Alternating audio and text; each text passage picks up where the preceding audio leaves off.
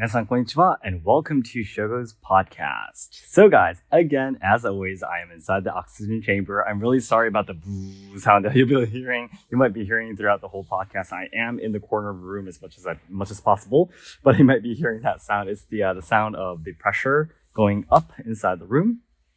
So I hope you understand.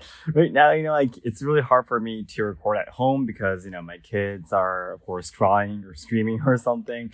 And outside, it's a little bit still too cold in Kyoto. Of course, I can't record outside either. So I really hope you understand that I'm going to be recording inside the oxygen room where it's, of course, quiet and very, very warm as well.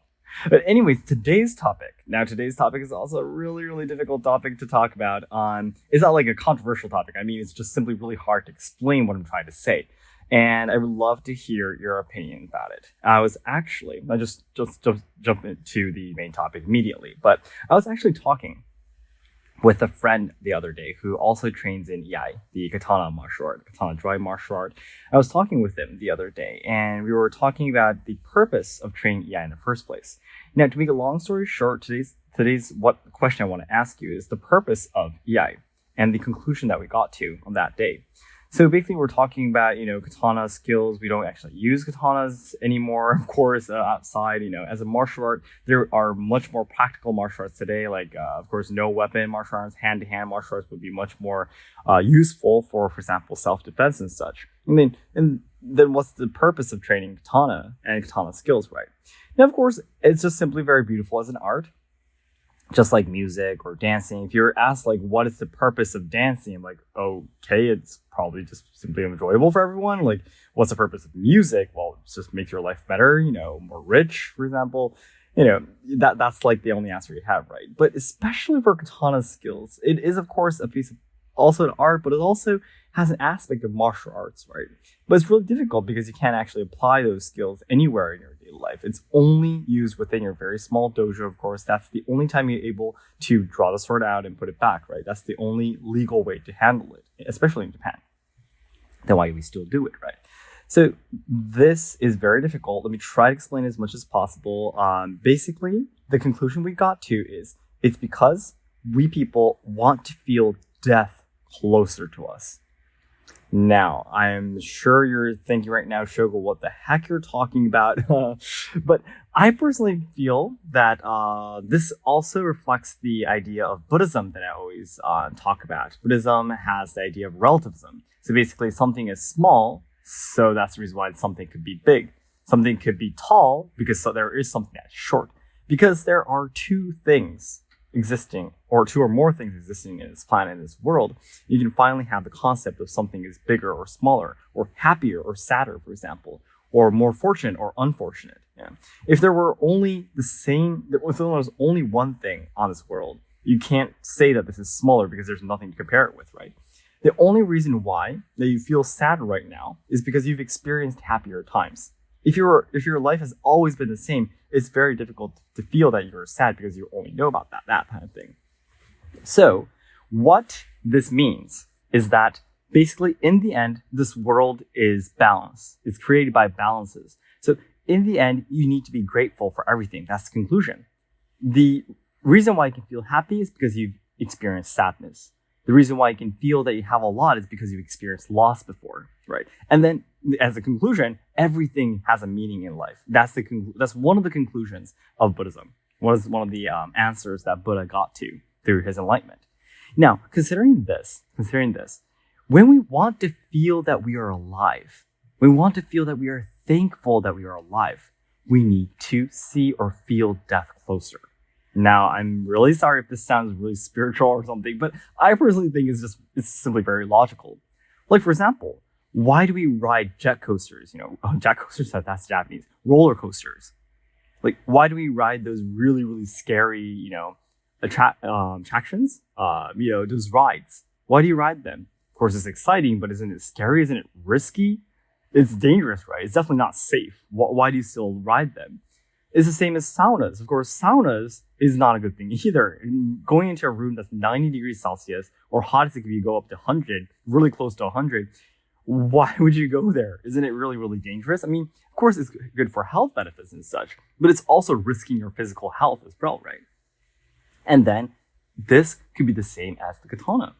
The reason why, and there was a friend, by the way, a different friend who does art, who writes pictures using, he paints pictures and such. And he was saying, Shogo, did you know that all of the great masterpieces in this world, if their theme is not death, they couldn't have become a masterpiece. So come to think of it, every song, every picture, every story that is popular in this world, even today or from the past, from ancient times, it has to be something related to death or something close to it.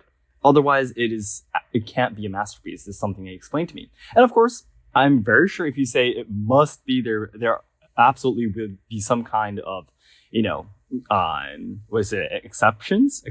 Yeah. But you get what I mean, right? Yeah. The reason why we want to feel death closer is because if we feel it, the more we feel it closer, we can feel that we are alive. Yeah.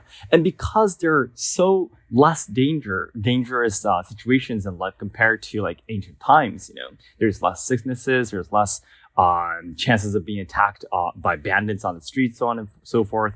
There's less occasions for us people living in the modern world, at least, in Japan, for example. It's much more difficult to feel it compared to the past, like 1,000 years ago, right? So the less we feel death closer, like we are about to starve, for example, like we are physically got hurt or we're sick, the less we feel that we are alive. I really feel that this is interesting. I think this is really interesting how humans are created. Yeah. We can never be satisfied, basically. Yeah.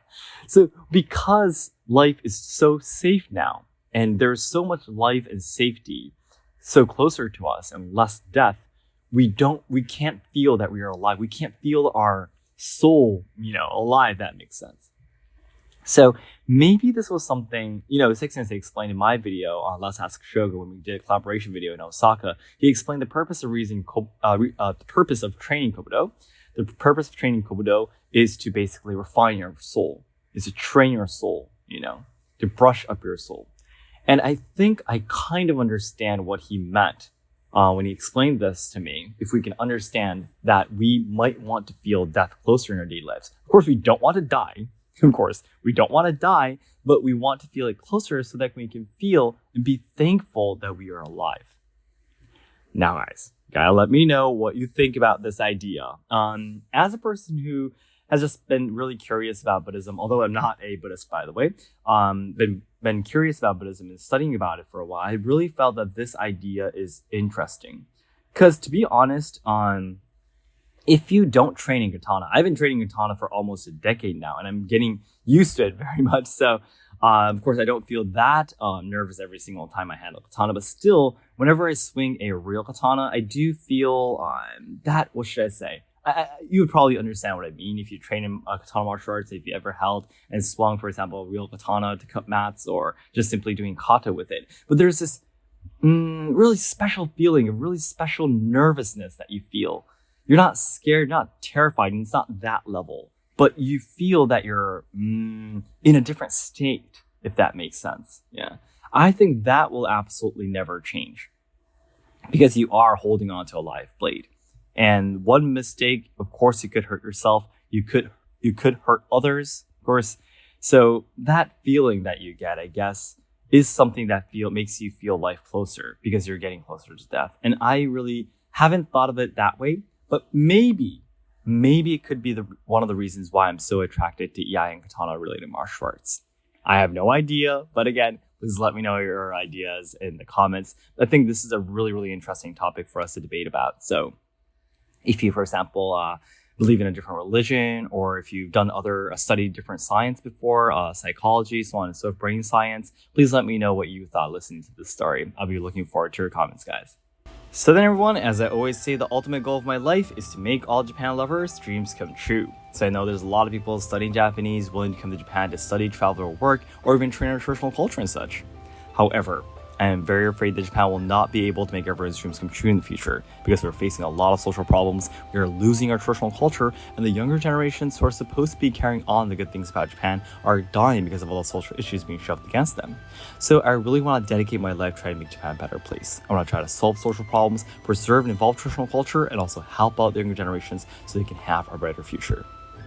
And to do this, the nearest goals I have right now is to achieve 100,000 subscribers on my new channel, Seki Sensei, by the end of this year, 2023. Also achieve 50 guests per month on my Yushinkan Samurai experience, and so many other activities I have in the description box. So I hope you can check out my other activities too and support me if you can. Alright guys, thank you so much for your time. I hope you have a great day, or if it's nighttime for you, good night.